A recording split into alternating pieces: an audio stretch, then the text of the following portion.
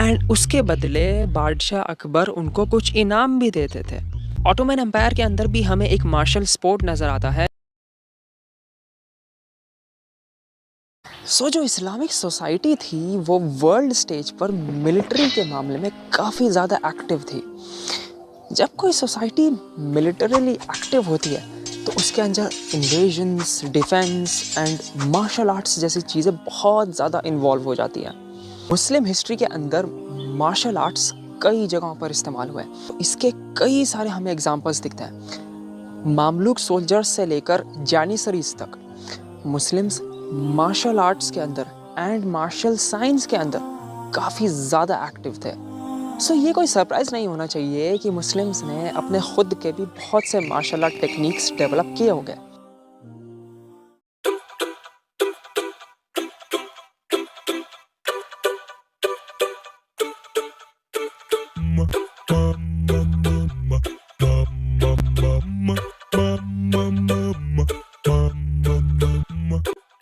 अभी मैंने दो टर्म्स मेंशन करी, martial arts and martial science. इन दोनों में डिफरेंस क्या है?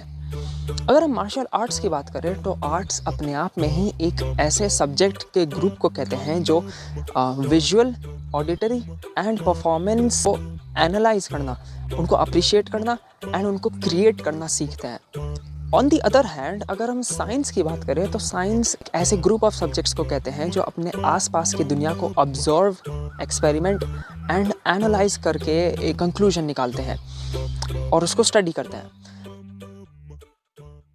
कुछ मार्शल आर्ट्स जो मुस्लिम्स के साथ एसोसिएट किए जाते हैं उनके अंदर आता है सिलात, वुशु, कुवात अल रमी एंड UMMA।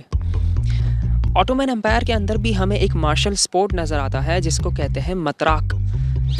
मतराक के अंदर ऐसा होता है कि एक इंसान एक ट्री के स्टंप को लेता है एंड उसके ऊपर अपनी तलवारबाजी प्रैक्टिस करता है, काइंड ऑफ जैसा तुमने मूवीज़ में देखा होगा। मुग़ल एम्पायर के अंदर भी हमें एक शानदार एग्जाम्पल दिखता है पहलवानी का। मुग़ल एम्पायर के अंदर भी लोग पहलवानी टाइप के एक स्पोर्ट को प्रैक्टिस किया करते थे जिससे उनकी मसल स्ट्रेंथ इम्प्रूव हो।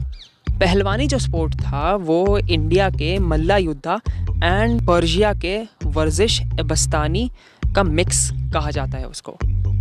उसके अलावा भी जो बादशाह अकबर थे उनके दरबार के अंदर इंडिया के कोने कोने से अलग अलग फाइटर्स आते थे जो उनको अपना मार्शल आर्ट्स का थोड़ा स्टाइल डेमोन्स्ट्रेट करके दिखाते थे एंड उसके बदले बादशाह अकबर उनको कुछ इनाम भी देते थे। इवन अब्बासिड एम्पायर के अंदर भी हमें एक एग्जांपल दिखता है जिसमें खलीफा अल मुस्तकफ़ी जो थे उन्होंने अपने टाइम पर टाइग्रिस रिवर के अंदर स्विमिंग के कॉम्पिटिशन्स भी किए थे। उसके अलावा वो पब्लिक प्लेसेस के ऊपर रेसलिंग भी ऑर्गेनाइज किया करते थे। अब ये तो हो गई जनरल बातें। एक स्टोरी भी है मेरे पास तुम्हें मार्शल आर्ट्स की बताने के लिए। ये स्टोरी है फेमस चाइनीज़ मुस्लिम मार्शल आर्टिस्ट वैंग ज़ीपिंग की। ये एक चाइनीज़ मुस्लिम थे जो चाइनीज़ मार्शल आर्ट और चाइनीज़ दवाइयों की नॉलेज रखते थे। इनके बारे में ये बताया गया है कि ये शाओलिन कुंग फू के लीडर थे एंड वुशु फाइटिंग टेक्निक जो होता है उसके एसोसिएशन के वाइस प्रेसिडेंट भी थे। इनकी पैदाइश 1881 में हुई थी। वैंग कितने ज़्यादा रिस्पेक्टेड इंसान थे इसका तुम अंदाज़ा इससे लगा दो कि उनकी रैंक ग्रैंड मास्टर के लेवल की थी। वैंग जब थोड़े यंग थे तब उन्होंने बॉक्सर रेबेलियन के अंदर हिस्सा लिया था जापानीज़ लोगों के खिलाफ, जिसकी वजह से उन्हें फिर अपने घर से भागना पड़ा था। जब वो भाग कर गए थे तब वो